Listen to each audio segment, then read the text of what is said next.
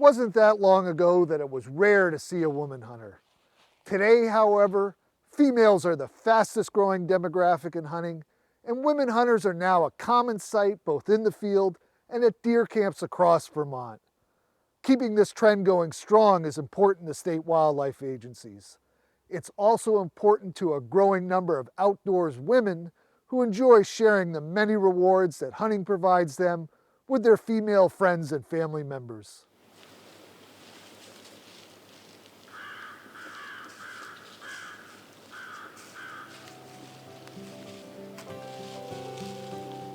I love just being in the woods and hearing no man-made sounds, and then feeling that adrenaline because was that a squirrel or was that a deer? But you know, if you're just tiptoeing through the woods, you're trying to be quiet, trying to be stealthy, you do get to see things that you wouldn't ordinarily see.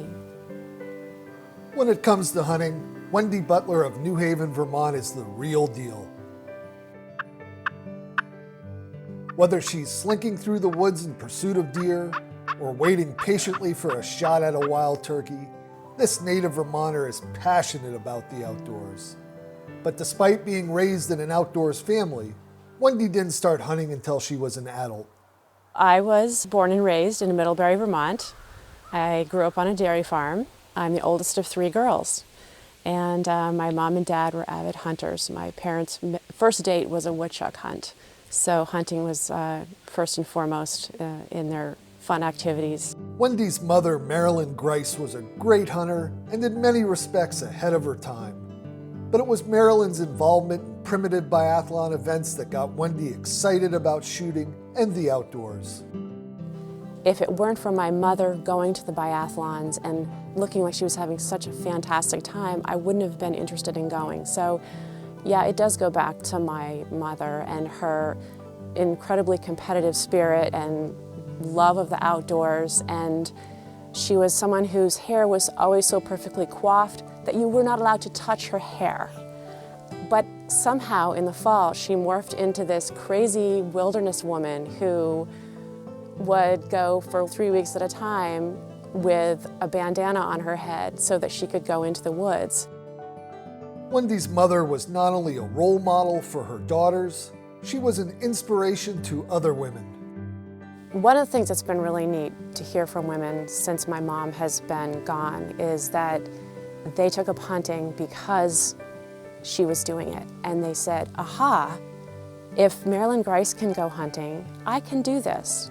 And I've had a number of women come to me and say that the reason that they are hunting today is because she modeled that as an option.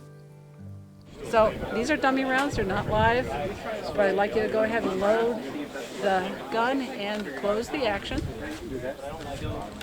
Women inspiring other women and young girls to participate in traditional outdoor sports has been at the core of a significant increase in female hunters.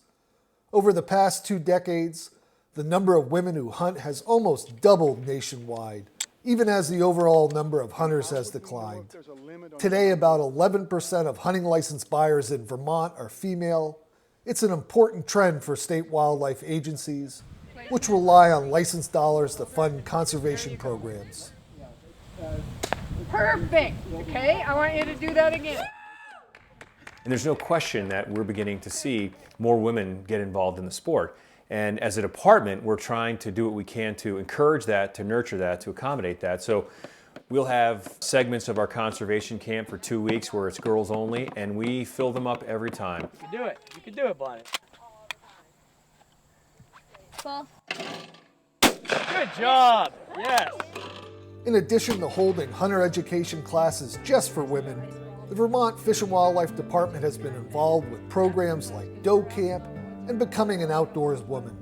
These programs are designed to introduce women to a variety of outdoor activities, including hunting.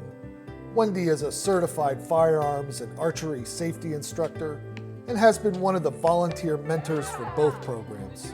When women can get together as a community and see one another celebrating their success, it empowers them all that much more, and it's so important that women have that option.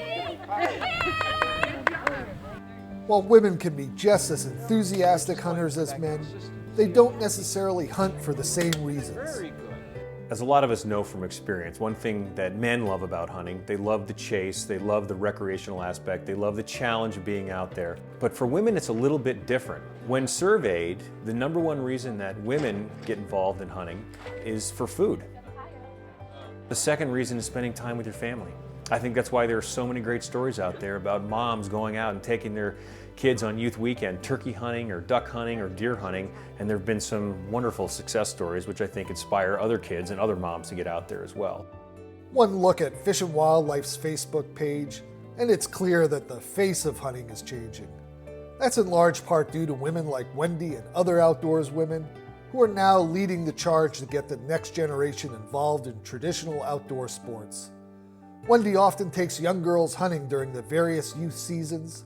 She's also mentored adult women on some exciting spring turkey hunts.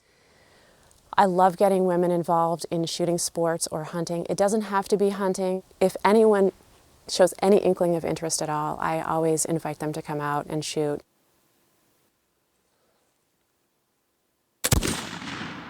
One of the things that keeps Wendy returning to the woods is her passion for shooting her flintlock muzzleloading rifle, which she affectionately named after her great-great-grandmother. So this is Mary Jane, and this was the first flintlock that I owned. This was one that my dad had made for me when I started participating in the primitive biathlons. Wendy had immediate success deer hunting with Mary Jane, shooting a buck and a doe her first fall. Now she also hunts turkeys with a smoothbore flintlock. These beautiful handcrafted shotguns were made by Wendy's husband, Randy. I was thrilled to try them before Wendy and I headed out in an attempt to bag a Thanksgiving turkey.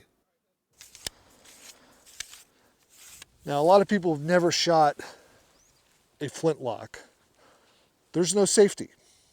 Instead, there's 3 different positions of the hammer, right? Exactly.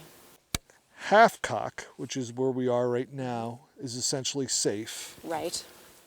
When you fire, it's all the way down, and when you want to shoot, you put it on full cock. That's right. And when you shoot, the flint comes down, hits the front of this, which is called the frizzen, The frizzen. pushes that back, throws sparks down into the pan, which you put some 4F, some very fine black powder in. And from the pan, that charge goes in the touch hole, the vent hole, and hopefully ignites your main charge. Exactly.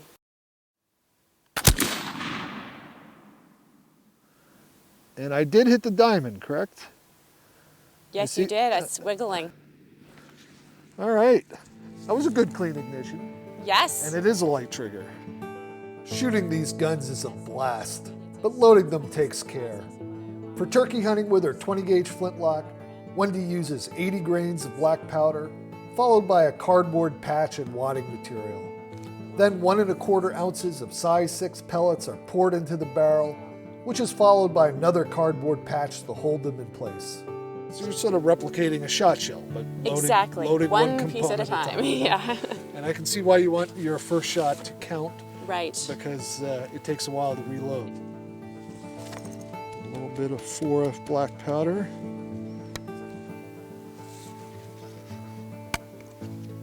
And that's full cock, right, Wendy? That's full cock and a light trigger.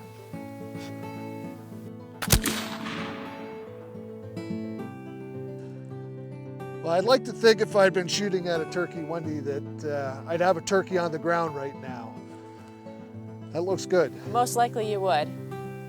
We each touched off a couple of shots before hitting the woods. It was obvious that these primitive guns were capable of bagging a turkey, but their effective range is not nearly as great as a modern shotgun.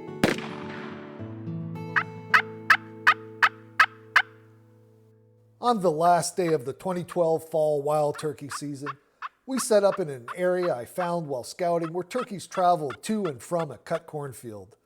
After about 20 minutes of calling, we had a lone turkey winding its way toward us. Bird. You see one? Straight ahead. Straight ahead, right down below us. All right, I see it.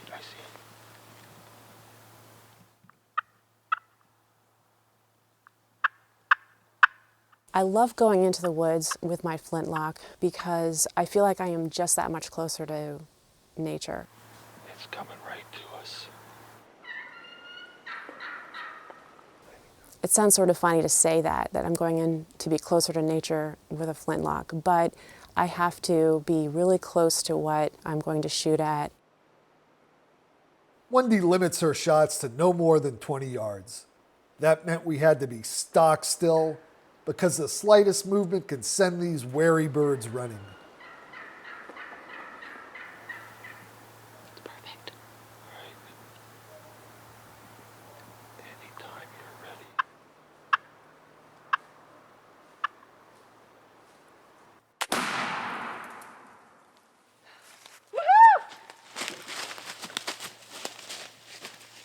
Excellent. Excellent. Wow, that's beautiful. Excellent, excellent, excellent. Nice fall turkey. Nice fall turkey. Thank you so much. You're an excellent guide. That's going to be a great eating bird. It's going to be a good eating bird. But you know what? You have made me a believer in the efficiency of a flintlock muzzle loading. Holy smokes. Check out this pattern. This is... That's devastating. That's his noggin was right here. That's right. 18 yards. There's no sniping them from long distance, but if you can get them in close. But it's that's a part good- of the charm also, Exactly. right? Work them in Exactly. close. Be patient. It Be means some days patient. the birds Wait walk for it, away. Wait for it. I was talking to myself. Wait for it, and yeah. Bagging a turkey is hard enough with a modern shotgun and magnum shells. But for Wendy, the added challenge of using a flintlock only inspires her to spend more time outdoors, which ultimately brings her that much closer to the land that sustains us all. I feel like I have a connection to where my food is coming from. I'm not just, going to the local grocery store and buying meat, and I get a tremendous amount of satisfaction sitting down to venison tenderloin and vegetables from my garden. Many times we will sit down to a meal that is 100% on the table because of our own efforts. And that means a lot to me and my family.